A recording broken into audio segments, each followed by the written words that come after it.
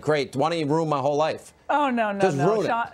Sean, that was a great show tonight, by the way. Awesome, as always. Thank you. Thank you so much. We'll see you back here tomorrow night. Have a great show. Thanks. All right. I'm Laura Ingraham. This is the Ingraham Angle. There is so much stuff happening tonight. Oh, my goodness. We have it covered from every angle. You're not going to want to miss a moment. Phenomenal guest, of course, Andy McCarthy, is going to explain why Senate investigators are calling an email from Susan Benghazi Rice, get it right, disturbing. And Joy Behar and the gals at The View are hitting the vice president for his faith.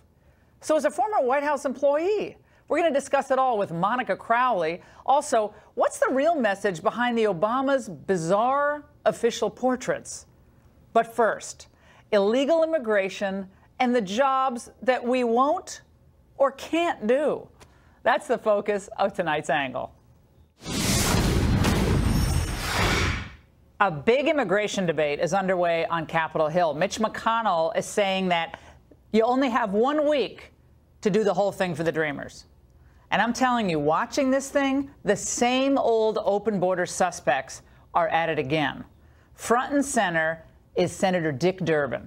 He took to the Senate floor yesterday to repeat that tedious trope that you Americans are just too lazy or unwilling to do the jobs that only illegal immigrants will do. Go to the local meat processing plant or the chicken processing plant and watch who comes out of that plant at quitting time. Hispanics and Africans taking what are pretty tough, dirty, rough jobs because others don't want them.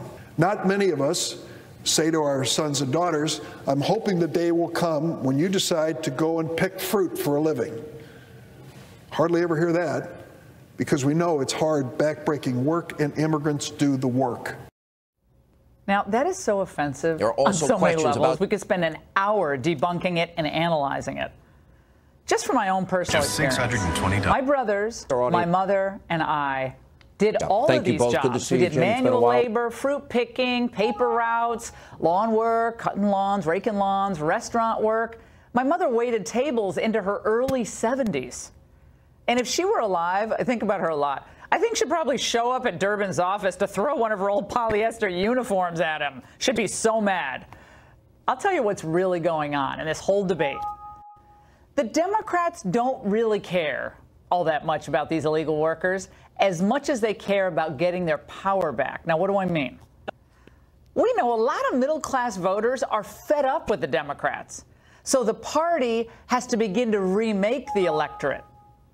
But Durbin's statement ignores the fact that the inflow of all this cheap immigrant labor hurts Americans who actually will do those jobs that Durbin turns his nose up at. Here's how my radio callers reacted to his comments today. I was in a position where I desperately needed a job, and I went around to these locations that Dick said were only Hispanics, like in the restaurants, for example, in the kitchen, and I couldn't even get my foot in the door. I've got 38 years experience in heavy demolition, and I've got turned down for 3 jobs because I don't speak Spanish. Now, for a fair wage, Americans will do and have done these jobs, Senator Durbin. So stop lying to us. Preserving entry-level work opportunities for Americans is important for young people, and it's also really important for those who don't have a college degree, maybe for those who don't have a special skill set developed. And I think it's really interesting to look back to see how the Democrats have shifted on the immigration issue. I remember the time when Democrats actually supported the working men and women of the country.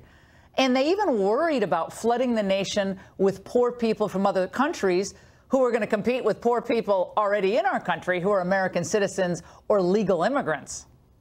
25 years ago, this was Dianne Feinstein. Mexico does nothing to enforce its border. It is my view that if we are going to have a North American free trade agreement, that Mexico must do its share.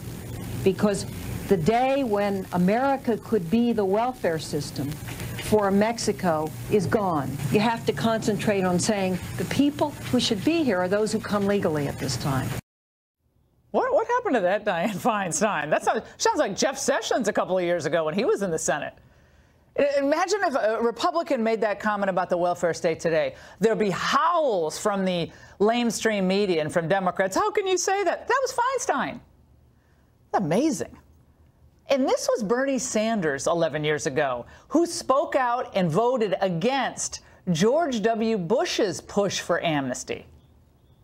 I think it's high time that the Senate of the United States of America began to stand up for the American worker, and I would hope that before an immigration bill is passed, that it will respect the rights of American workers, both low-wage workers and both professional workers. Look, Sanders was right. Where is the congressional concern for the human dignity of America's low-skilled workers today? You know, they call them the working poor, middle class, lower middle class people. And people could support families on these jobs, and they could live decent lives. And look, in certain limited circumstances, in particular industries, guest workers do make sense, but it shouldn't become the norm. Certainly doesn't have to be. And I was thinking about this as well. It would be nice if just once in a blue moon, we heard someone like a Senator Durbin, or really anyone, speak in such emotional terms on the Senate floor about the innocent Americans who lost their jobs or their lives at the hands of illegal immigrants. Case in point, on Sunday, an illegal immigrant, Jose Duran Romero, slammed into an ambulance carrying a mother and her 3-year-old boy in Winston-Salem, North Carolina. His blood level, alcohol blood level, was double the legal limit. He injured the mother and the driver, and the little boy is dead. How many innocent lives have to be lost before the U.S. Congress focuses on the well-being of American citizens and legal immigrants rather than kowtowing to La Raza and the business lobby? We're all waiting. This is another good thing. Dick Durbin, of course, has the luxury of having a job that can't be taken by an illegal immigrant. At least not yet. Maybe he needs a little taste of his own medicine there. He can compete with illegal labor to even stay in the Senate. But whatever Congress's final deal on immigration includes, if it ends up being a deal at all, the needs of the American people, the American worker, should always be priority number one. And that's the angle. Joining us now with a reaction is Heather McDonald, a senior fellow at the Manhattan Institute, who's written extensively on these issues, along with Austin Goolsbee, the former chairman of the Council of Economic Advisors under President Obama. It's great to see both of you. All right, Austin, have at it. My concern about what Durbin said is that I think it's really condescending, and it's almost like stereotyping an entire group of people. Okay, you poor people who come from Mexico, you're going to go to the chicken processing plants as all the other Americans are, pick up the jobs where they can. I found that to be stunning, actually. Yeah, look, I'm not a fan of that argument. I think the part of what Senator Durbin said that I agree with, I think most American parents want their kids to get high-wage jobs. I'm not a fan of the argument that goes, we ought to purposefully create a kind of an underclass of the workforce that are things that we don't want to do. That's kind of the Saudi Arabia argument. That's what happens in Saudi Arabia. Now, that said, I think there's still a case to be made that, in the words of Abraham Lincoln, the immigrants are the replenishing stream for the native population. And if you look at our native population growth, it's not that high. I think I agree with your principle that let's ask what is good for the American nation. And so I think when you look at immigrants, the first thing you should ask is, are these people who want to become Americans? Do they buy into the American way? And if so, I feel a lot more leniency, let's call it, to trying to incorporate them into the economy than if it's just a permanent guest worker underclass. Yeah, Heather, what Durbin typically does is he conflates legal with illegal immigration, which is an old trick of the open borders crowd. He did that in many of his comments yesterday, and he did that again today when he praised an Olympic athlete whose parents are South Korean immigrants, an American. Let's watch. Let's remember, Chloe Kim's story is the story of immigration in America. Chloe Kim's story is a story of people who are come to these shores determined to make a life. They don't bring wealth. Many of them don't even bring proficiency in English. They certainly, in many cases, don't bring advanced degrees. They only come here with the determination to make a better life for themselves and a better country for all of us. Well, Heather, nobody disagrees with that. I mean, that again, we're talking about illegal immigration and the comments that he made about jobs that Americans won't do, jobs that Americans have always done, but not for slave wages. Your reaction? Well, they're still doing them, Laura. That's the irony. In fact, there's about 472 different occupations in this country. Aliens make up the majority in only 6 of those occupations. You can go to cities that have not had a flood of mass, low-skilled immigration and find Americans working in the jobs that Dick Durbin says nobody will take. Americans are 63% of all meat processors. They work as hotel aides. This is a incredibly condescending attitude both towards Americans and towards work. I think what parents would say to their children is, you get a job, any job, all jobs are meaningful, and you work your way up. And this idea that somehow Americans are spent and you know, worthless and lazy, and that we need the new blood of immigrants. Of course, if people are coming here to become Americans, they're driven by the dream of freedom, and they bring skills to this country. Yes, let's bring them, but on the other hand, we have to be very realistic about the economic consequences of mass low-skilled immigration, and it hurts above all people of color, legal Americans, native-born Americans and legal Hispanics, blacks and Hispanics that are finding their wages cut out from under them. And the mass low-skilled immigration, both legal and illegal, is imposing massive social costs on taxpayer Americans in the form of schools and the criminal justice system. Austin, what was your reaction to, I did like an hour and a half on this on radio today because we kept getting inundated with calls from Americans from Wisconsin to Texas, all over the country, who when they heard Dick Durbin, they took it as a personal insult to them. And I know you don't agree with everything he said, but I think it's important because that is an argument that is made time and again by those who believe we need to bring in a mass number of people and amnesty people who are here illegally. And people say, look, I try to get jobs in like the hotel industry, or they try to get jobs, and they literally can't get the jobs because once an illegal immigrant gets in that middle management position, they only hire other illegal immigrants. Now, here's where I was following Ms. McDonald and your argument as it was going along, but there I think the data kind of don't back that up.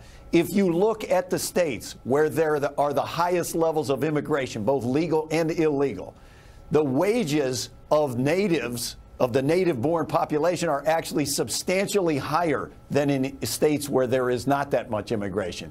If you look at immigrants, they start businesses at higher rates than do the native-born people. No, legal immigrants. Legal immigrants, not illegal immigrants. Legal and illegal immigration. Okay, the Washington Post did this big study that came out 3 years ago. It was a Pew study. Okay. And Heather, I know you and I talked about this on radio. I don't mean to cut you off, Austin, and the study demonstrated, this is Pew Research, huge study, that the illegal immigrants take jobs in various areas. It's farming, fishing, 26%, building and grounds, 17%, construction and mining, 14%, groundskeeping, almost a quarter of all groundskeepers now illegal immigrants, domestic work, 23%, clothing manufacturing, to the extent there's that left in the country, 20%. Heather, these are jobs that Americans did do, and they're not doing it now because the wages are being undercut by a glut of people. It's not in every town and every part of the country, but where those jobs are displaced, of course, the wages are not rising, commensurate with how they're rising in other sectors. That was my point. Absolutely. And your closeout. And as you've been saying, it's also a question of just cultural change. But I would like to respond to Austin's point.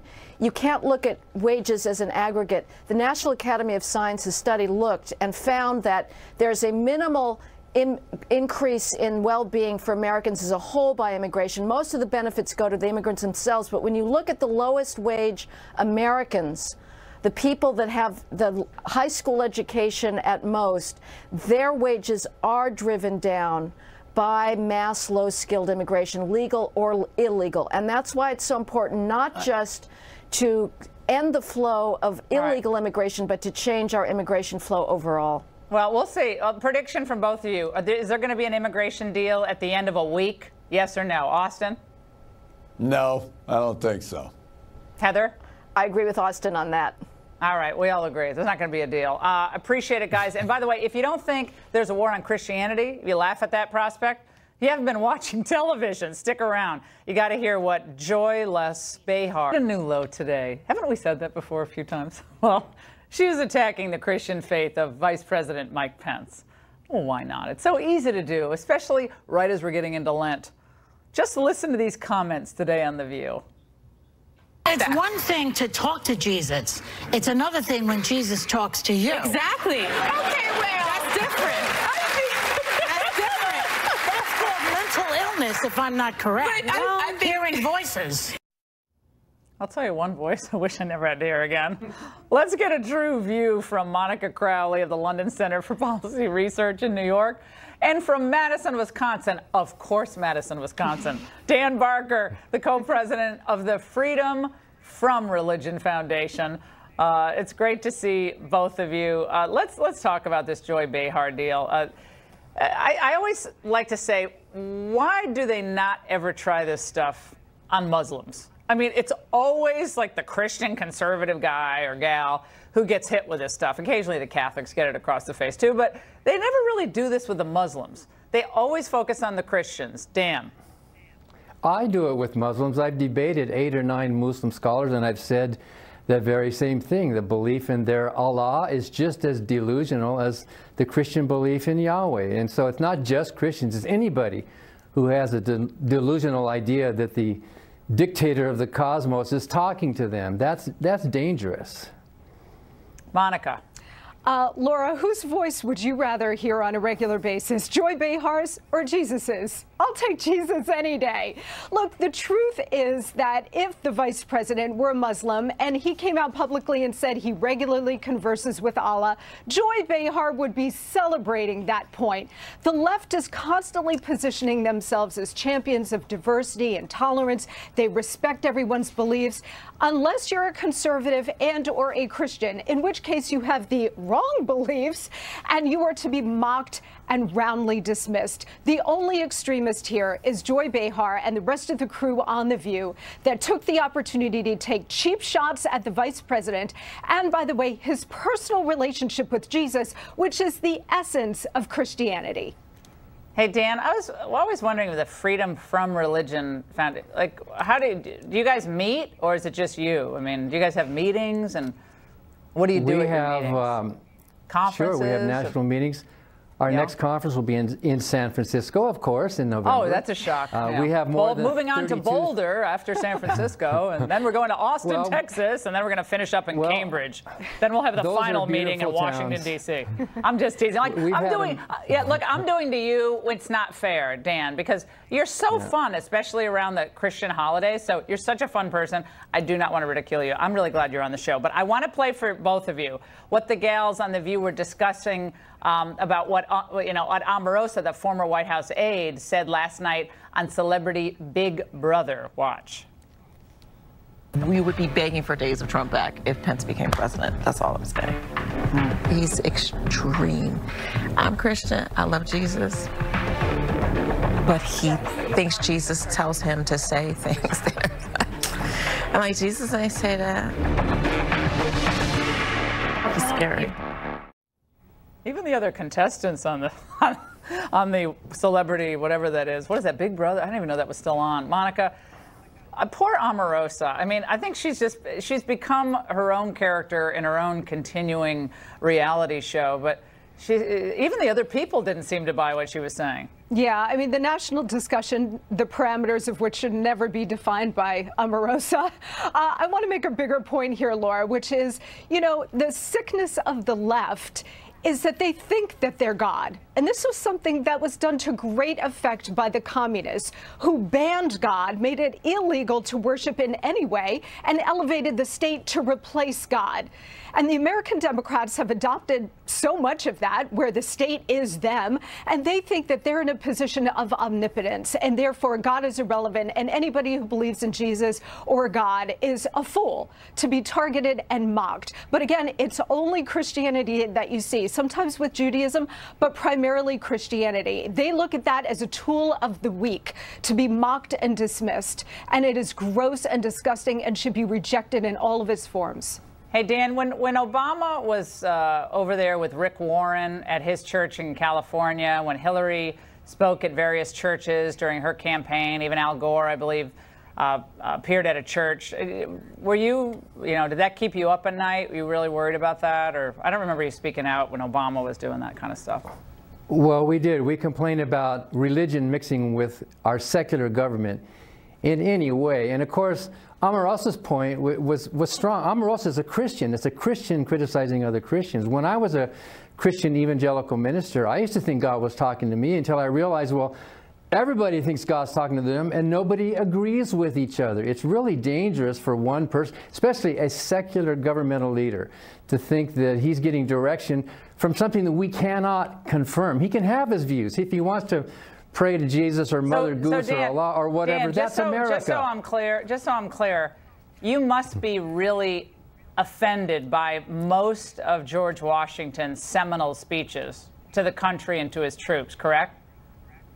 We're not offended by personal views. I'm not offended. I think Mike Pence has sincere personal views like I did. Oh, no. Washington summoned the Almighty, both for inspiration and protection of our troops and our nascent republic. So that was, Laura, so does that bother you? Well, George Washington was not the kind of Christian that the evangelical right would embrace today. Oh yeah, but you do know that you can go back in your special time travel machine and figure that out, Dan. Come on. Yes, we do know that. Yes, we do know that, Laura. You do know what George Washington would believe. Okay.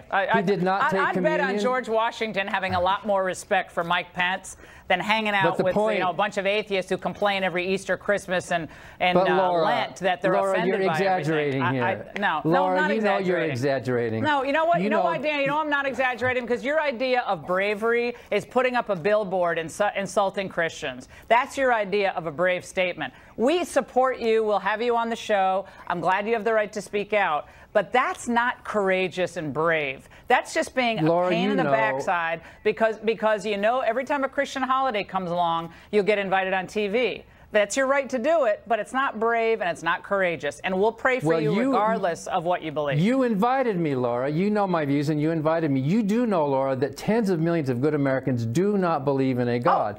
Absolutely. We pay our taxes. I never said otherwise. We're talking about someone who goes on TV and mocks someone for his faith. You go on television and you mock someone for their sexual preference and you'll never work again. You go on TV and you mock someone for their faith and you get the applause and the love of the elites and maybe some groups like yours. But we're out of time, guys. Great segment as always, and we'll have you back. We both have to have you on radio. It'd be fantastic. Great. And from a war on faith to one in cyberspace, potentially, wow, a massive cyber attack could soon stop terrorists.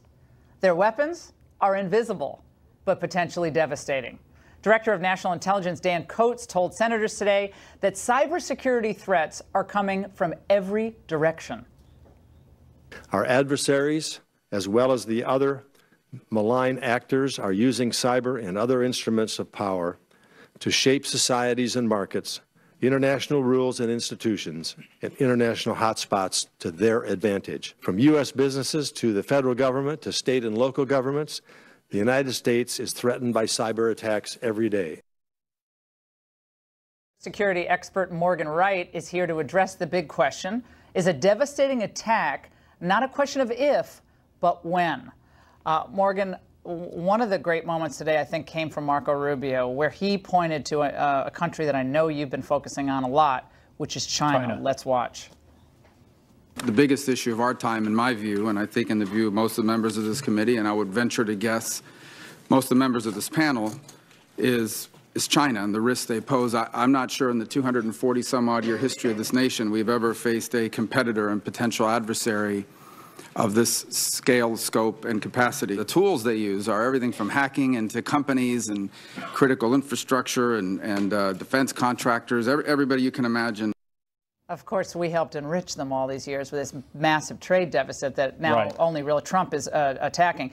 What do we do, and what could happen? Look, with the Chinese, it's got to be pure, just raw power. They're taking over the South China Sea. They're stealing our technology. Their latest announcement of their stealth fighter looks suspiciously like the B-29 Joseph Stalin stole from us in World War II and recreated. So we've got to hit back hard at these guys. We've got to start cutting off access to our research institutes, our university. By the way, Laura, I won't say which one it is, but I had the chance to speak with the former chief of station at the CIA, teaches at a college. They will not let any of the Chinese into their national security program because they're to collect information on who the graduates are so they can later figure out when they get posted who the people are that are getting intelligence training and going into the intelligence community. They're setting up those centers, Confucian centers.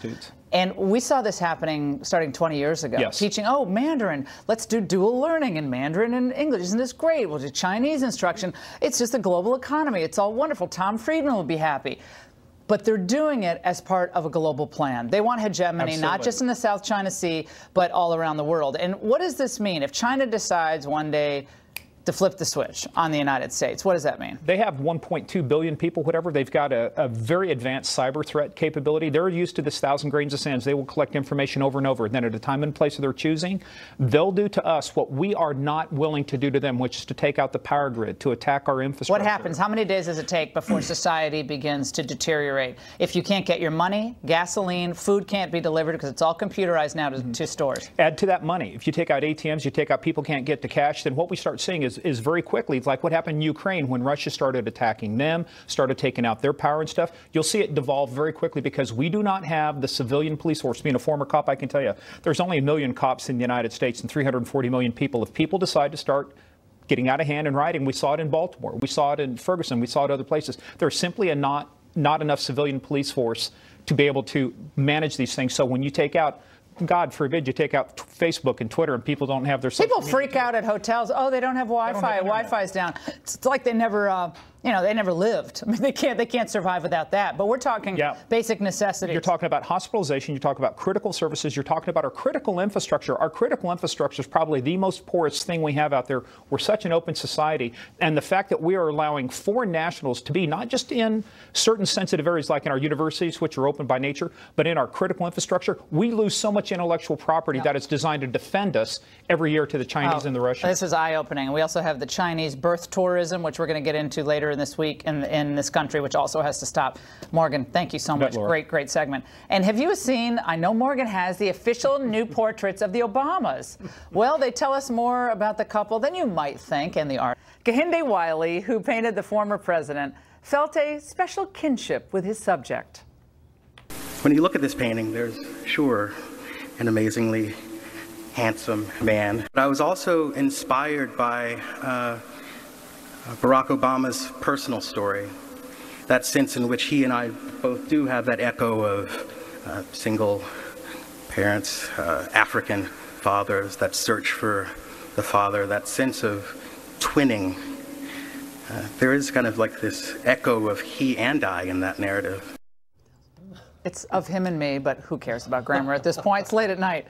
Here to discuss are Fox News contributor Raymond Arroyo and Philippe Reines, who's the former State Department senior advisor to Hillary Clinton. And I'm wearing Mardi Gras beads because Lent is coming in an hour and 15 minutes, and I'm going to have fun for the rest. Until Lent, I'm going to have fun. All right, Philippe, sorry, I always do that.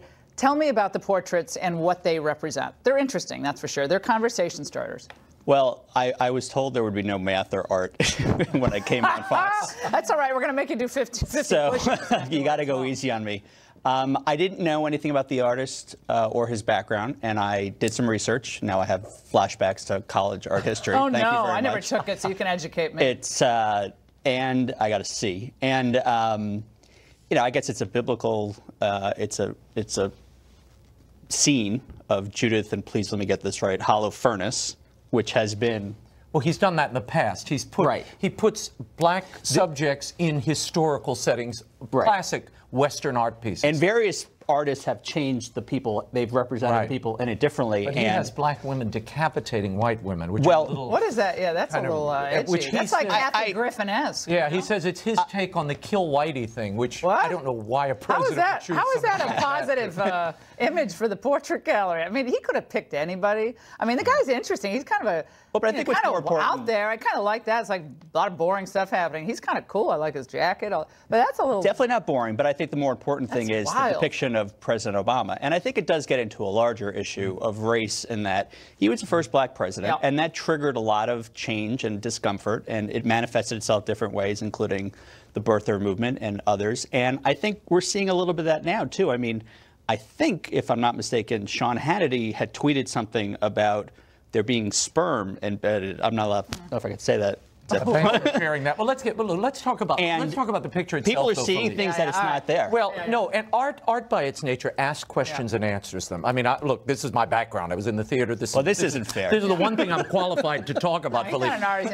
But when I look at that, and you see the president in that kind of Vulcan mien, standing in front of that shrubbery of poison ivy that's overtaking him, it is an odd picture. I mean, what is that artist trying to convey? It really doesn't look like the president as we know him. There's none of the joyous Obama hope and change. He's very kind of glum. He's a cool customer. Well, it's a little. You call it Leonard Nimoy in repose. Philippe, honestly, I'm confident, cool, no tie. My thing about this has nothing to do with. I don't care about politics and this. It's a goofy painting. I'm sorry. Everyone's watching this. It doesn't matter if you love Obama or don't like it. No one ever unveils Obama is a handsome man, and I think that makes him look like it's. Remember that Little Shop of Horrors? Like, feed me! Like that thing's coming at you. That's what it looks like. It's about to overtake him. But you know that movie in the Cineplex Odeon, and that guy's sitting at the movie the seat, and then the vines all come over him. I thought it was odd. It was it's weird.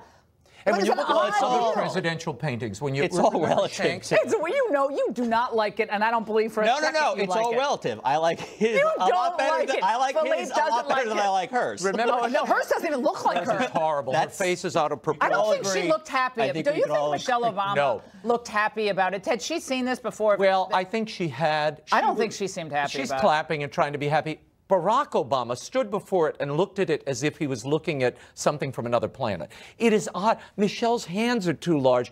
The dress is like a mountain. But she's fun. She's really pretty. And I thought it makes her look kind of not happy. I mean, I think she's really pretty, and they're both like handsome, attractive couple. Laura, and I don't think either of them look like themselves. I think you're going to think what you think of each of them tomorrow the same way you did yesterday, and this is a distraction of those. These are historical things. They're historical markers and remembrances of who these people are. And by the way, no one ever gets these portraits right. Leon Panetta, the former Secretary of Defense, when he had his ceremonial portrait hung, who cares about him? He demanded that his dog Bravo was in the portrait. Okay, well, no, I cared about Bravo. But I got to get to this. Okay. They're saying these are the first black artists to paint a president. That's not true. Simi Knox actually painted a rather attractive photo of Bill Clinton in 2004. He is the first black portrait artist. But you know what the scandal was with that? No.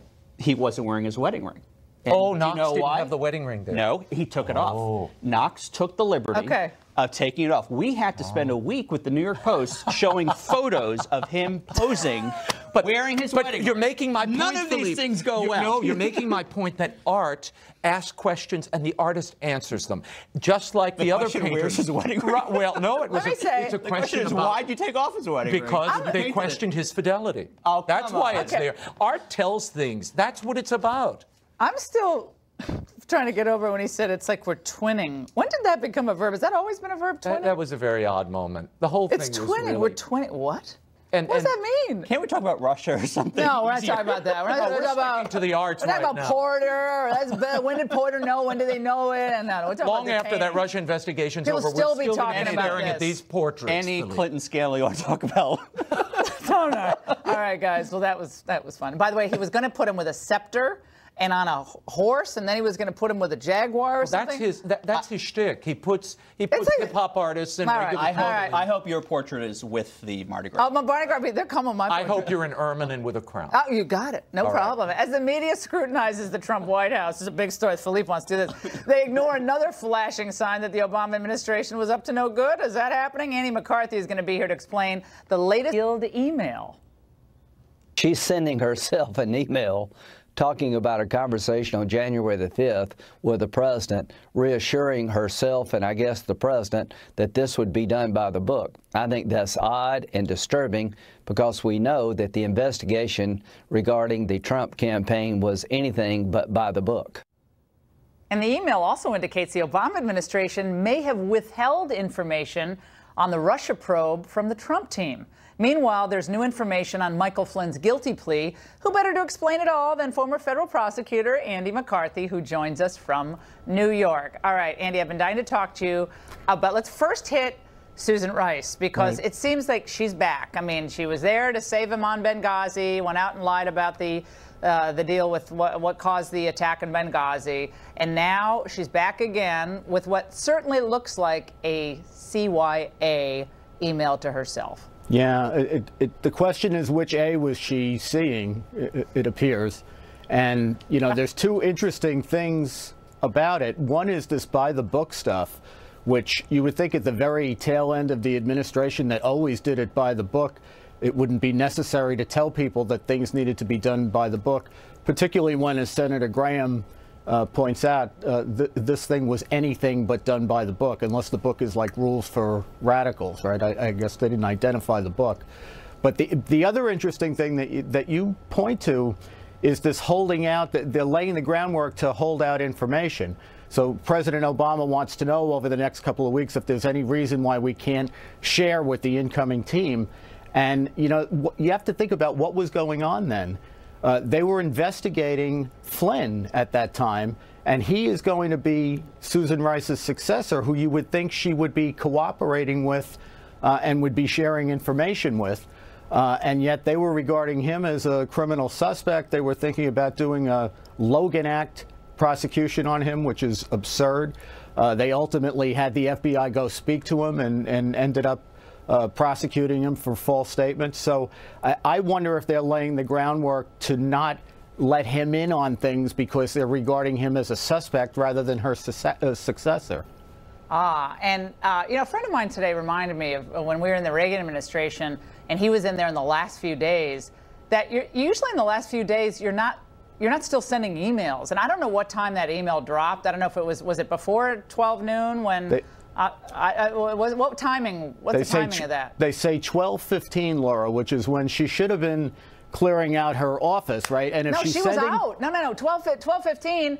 She is gone. This is Trump land after 12 o'clock, right? Andy? Right, but she's still using government email, and I think she still had her security clearance. But I think she's creating a government document on purpose. And we know that's not always the usual thing in the Obama administration. Often they tried to not create government documents when they were doing government work. But she clearly was making a paper trail here. Andy, also I want to ask you quickly about this this deal with Robert Porter and this whole thing with his ex-wives and accused of abuse, and the timeline that looks like it might be different from what the administration initially said, given what the FBI director said today. What's going on with these security clearances and individuals who are still working in the White House without security clearances? Is that normal? Yeah, it's not normal for people to be working for an extended period of time at the White House without a full permanent security clearance. And it looks like what happened here, looks like the nub of the problem right now is the White House evidently said that the FBI investigation was continuing as of recently. And in fact, it looks like, according to what Director Wray says, they had wrapped that up last year. Oh, my goodness. Well, Andy, we'll keep on this with you. Great insights as always. And we have a lot more to get to. Be right back.